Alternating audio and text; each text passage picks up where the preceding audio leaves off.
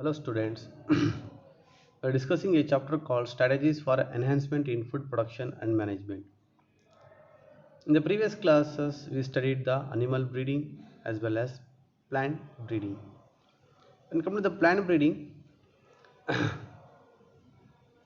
are the steps of plant breeding as well as some Indian improved hybrids by plant breeding techniques. Now we are move on to the one more concept is called as a mutation breeding. Mutation breeding is defined as improvement of crops by changing the genotype of plants through induced mutation artificially through use of chemicals or radiation is called mutation breeding. Then the rate of mutation can be increased by means of certain factors or chemicals called mutagens, or the substances which causes the mutation are called mutagens. Mutation breeding involves the production of mutation in plants by irradiation of their seeds or seedlings and the selection among the mutant. In vegetatively propagated plants, buds are subjected to mutagens. Mutation can be induced by short wave electromagnetic radiations like UV radiations, X-rays, cosmic rays, and ionizing radiations like alpha, beta, gamma rays, and the chemicals like nitrous acid, mustard gas, and malic hydrazide.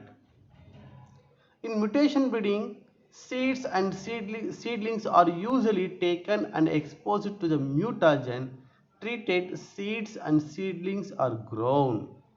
Then the plants are self-pollinated. The progeny is again grown. The plants are again screened for mutations. The plants with suitable mutations are then selected to the produce mutant lines. In India, the mutation breeding was initiated by Dr. M.S. Swaminathan in addition to his relentless work in the field of agriculture that led to green revolution in India. He produced the amber seeded called Sharbati Sonora by inducing mutation in red grained Sonora 64 plants by subjecting them to varying dosages of gamma and UV rays. So he is called founder of radiation genetics as well as father of green revolution in India. In India, here what happens? Genetically, variability is created by induced mutation by the application of mutagens like physical or maybe chemical or maybe biological agents. Next thing, the screening and selection of the parent with desirable characters used to parental plant for breeding programs. The best example is mung bean. It is resistance to yellow mosaic virus and powdery mildew were induced by mutation.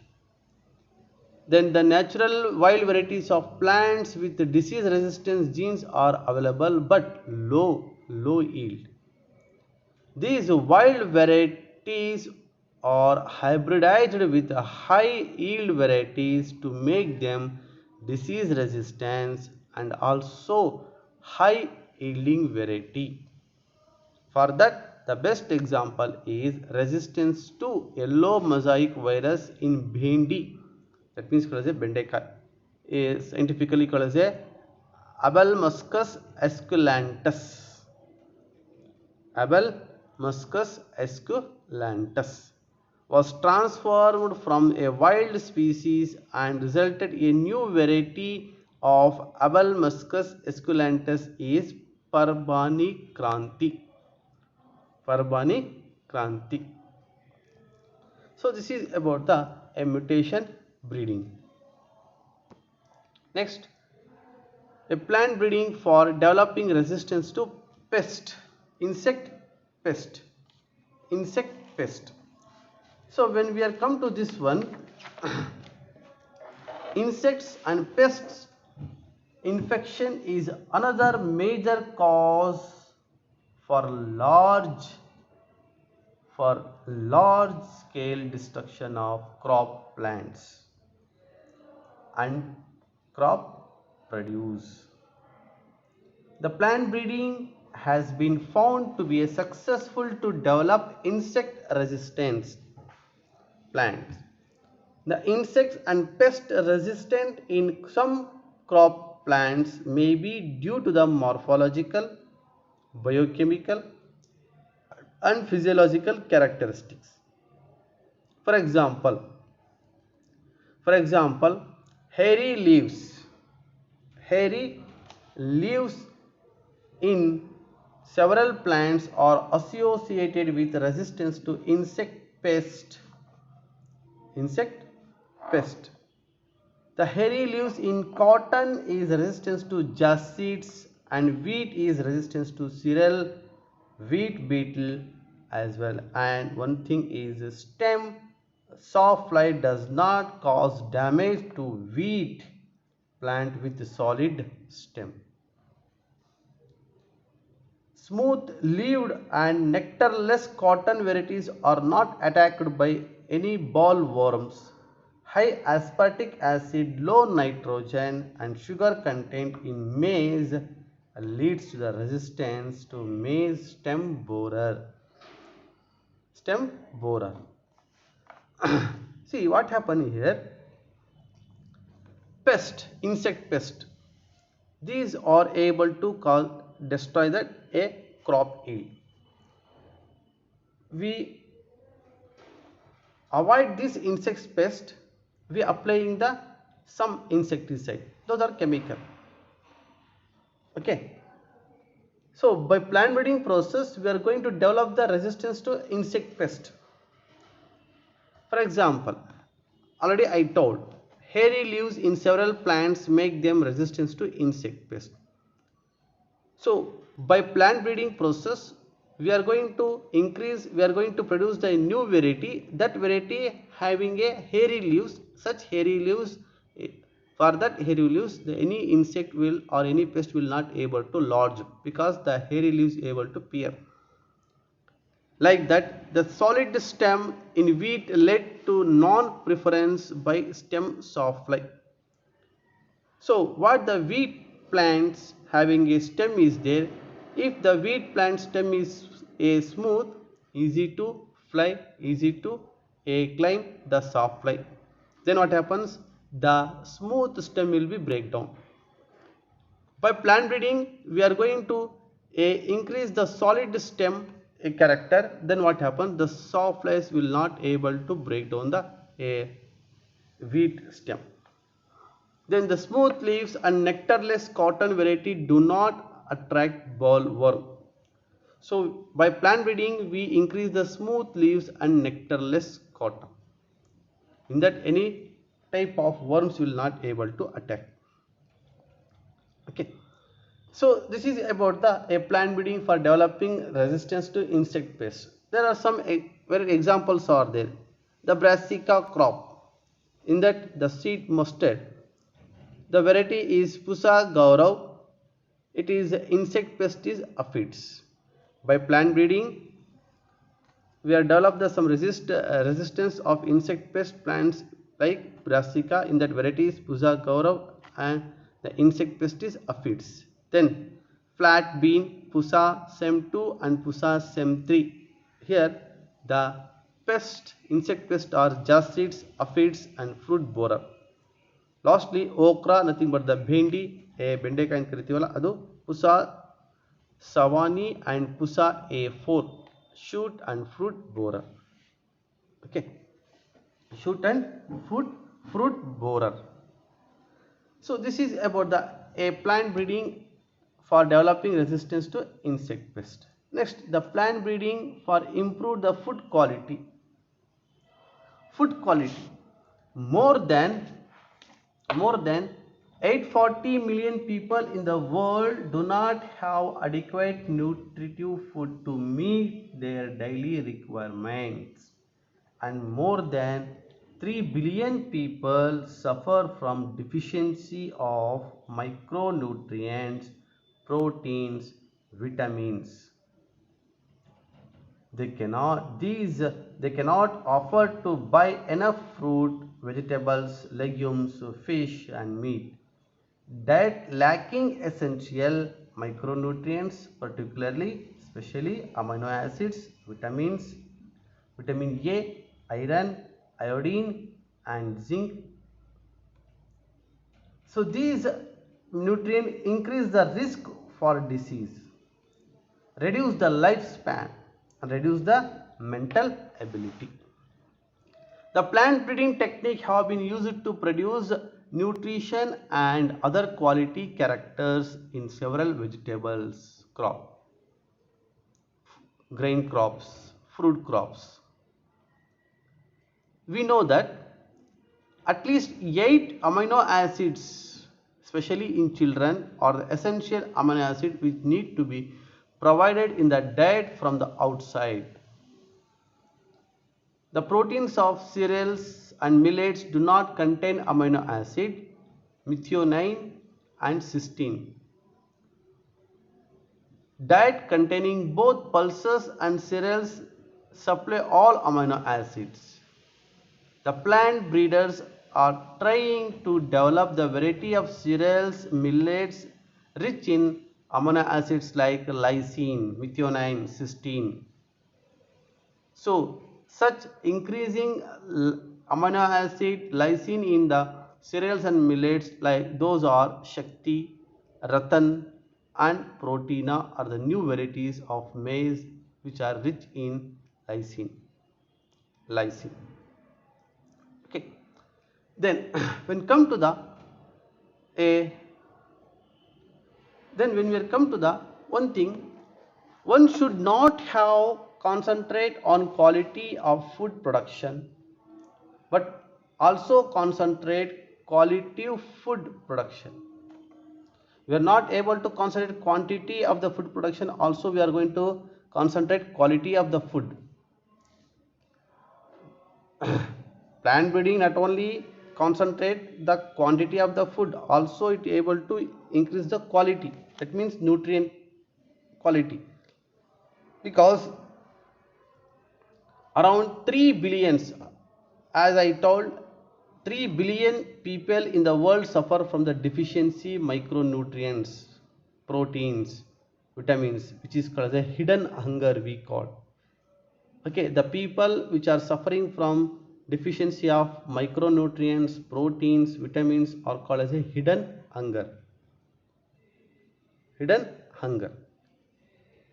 So that not only we increase the yield, also we increase the quality. Next, biofortification. The breeding crops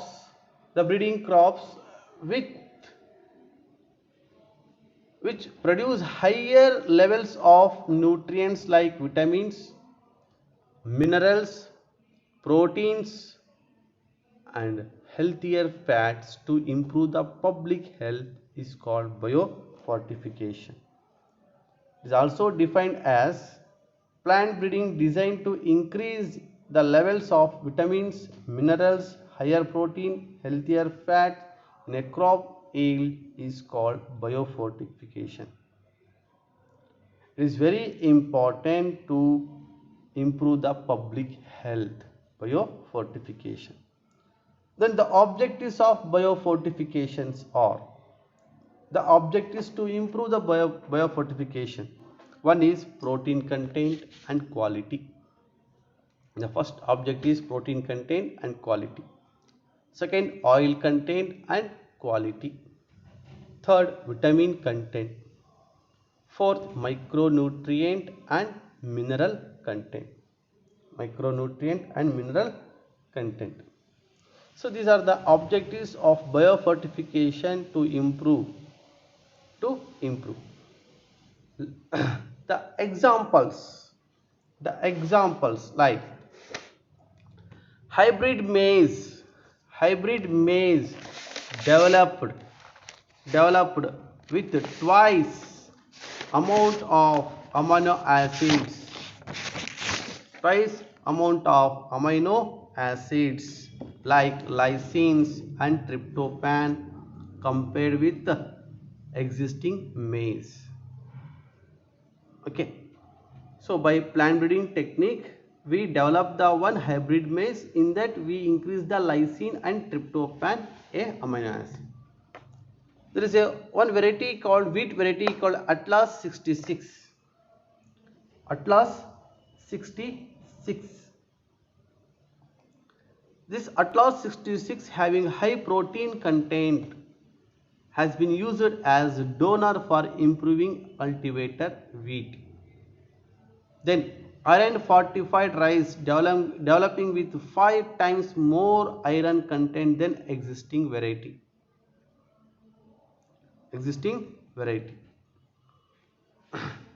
Then next some other examples like the Indian Agricultural Research Institute IARI in New Delhi has developed some other example for biofortification. One is vitamin A enriched vegetables like carrot, spinach, pumpkin. The carrot, spinach, pumpkin, so the plant breeding process increases the vitamin A. Okay, vitamin C enriched bitter gourd, batua, mustard, tomato. Then iron and calcium enriched the spinach and batua.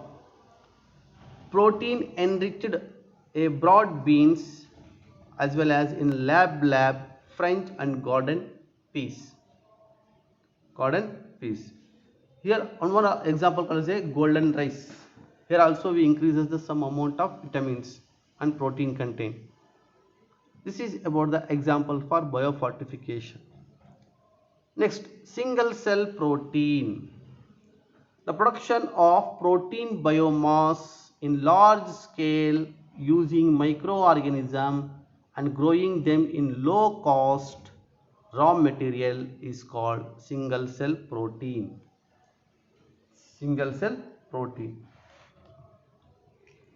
The single cell protein also defined as production of edible proteins on large scale by means of microorganisms and can be used as a food or food additives. Then the single cell protein, why we are called single cell means the single cell, that means unicellular organisms are able to produce maximum amount of protein content. The common microbes used in the production of single cell protein are, one is bacteria called Methylophilus methylotrophus. Then cyanobacteria called spirulina. Yeast is Saccharomyces cerevisiae. Then filamentous fungi is Fusarium graminearum. Algae like Chlorella and Syndesmus, etc. Then what is the process of production of single cell protein? The process is, first, suitable medium is prepared with suitable carbon source, example methanol for Methylococcus bacterium, carbon dioxide for Chlorella, and wastewater from the potato processing plants, which contains high starch content. Then straw, that means dry grass, molasses, animal manure and sewage for spirulina. Addition of these certain salts and gaseous ammonia to the medium to promote the growth of microorganism. After this preparation of a suitable medium, then inoculation of pure strains of selected microorganism.